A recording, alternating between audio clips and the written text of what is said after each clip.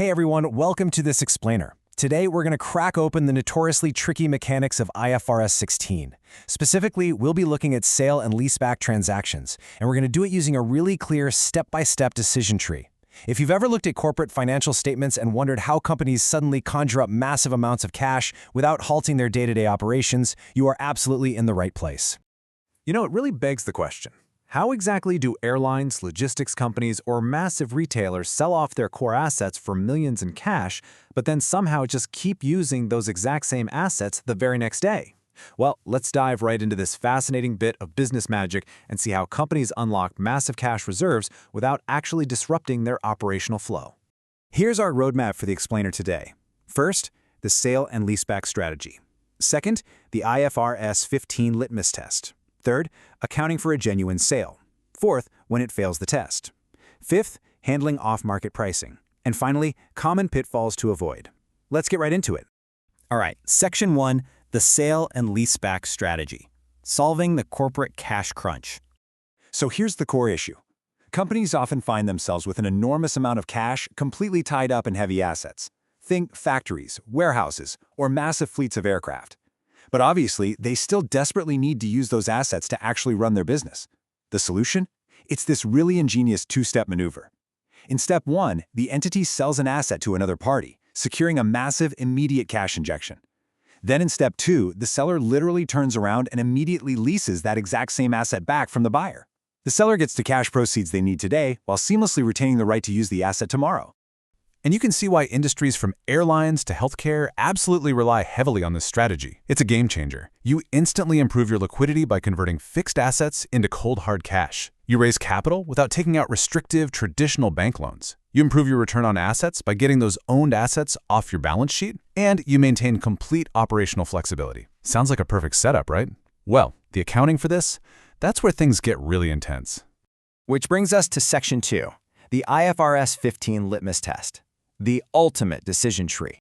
Now, before we can even think about touching the IFRS 16 lease accounting rules, we have to look at the ultimate decision tree and ask one fundamental make-or-break question. Did a sale actually happen? We have to pass the ultimate test under IFRS 15. That's the standard for revenue from contracts with customers.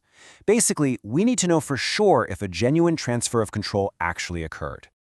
The path you take here literally changes everything.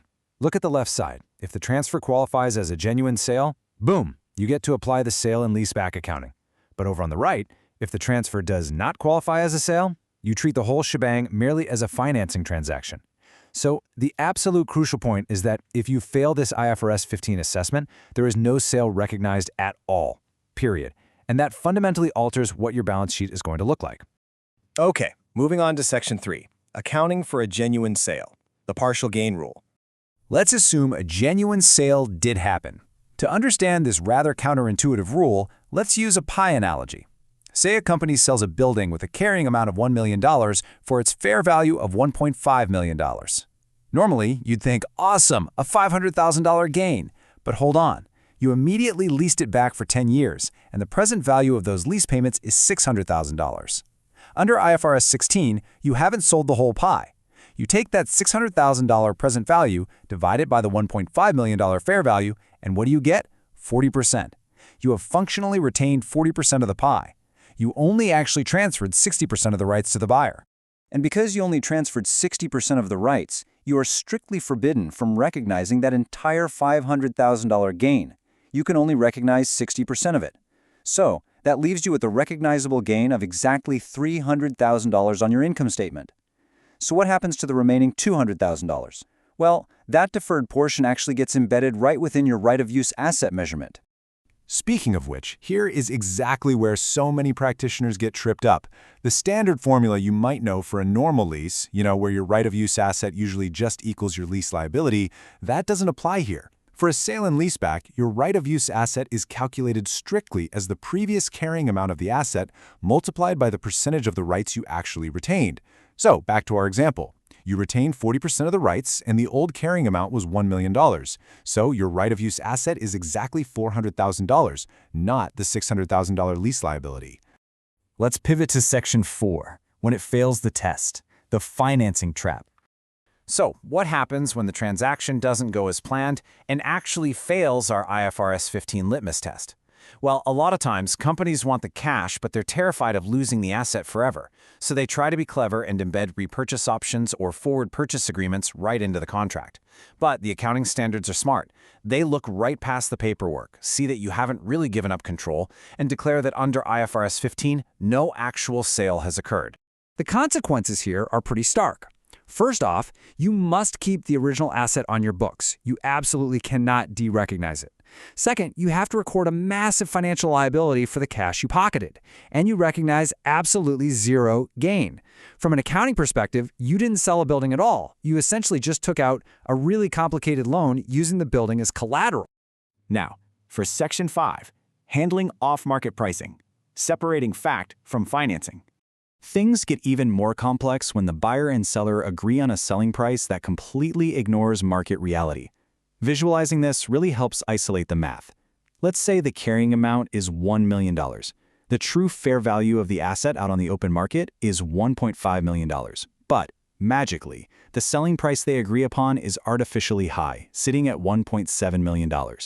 Notice that $200,000 gap between the fair value and the actual selling price? Here's the crucial point. That $200,000 excess is stripped out of your gain calculation entirely. IFRS 16 simply doesn't let you manufacture a bigger gain just by inflating the sale price. No way. That extra $200,000 is treated strictly as additional financing, basically a loan, provided by the buyer-lessor. Your recognized gain is calculated using only that true $1.5 million fair value. All right, final section. Section 6, Common Pitfalls to Avoid, a Practitioner's Guide. As we wrap up this explainer, let's look at a rapid comparison that perfectly contrasts our two main decision tree paths. If a genuine sale is achieved, the asset is de-recognized, a partial gain is recorded, and an ROU asset is recognized. But if the sale is not achieved, the asset stays on the books, absolutely no gain is recognized, and no ROU asset is created. You just get stuck with a financial liability. Treating one like the other is pretty much a fast track to failing an audit. To stay safe, you'll definitely want to keep this checklist handy. Number 1, always fight the urge to immediately assume a sale has happened. You must assess IFRS 15 first. Next, always compare the selling price with the true fair value to catch any financing masquerading as a premium. Carefully calculate your retained use percentage. Remember that your ROU asset is based on those retained rights applied to the previous carrying amount, not just blindly matching your lease liability. And finally, only ever recognize a partial gain based on the rights you actually transferred.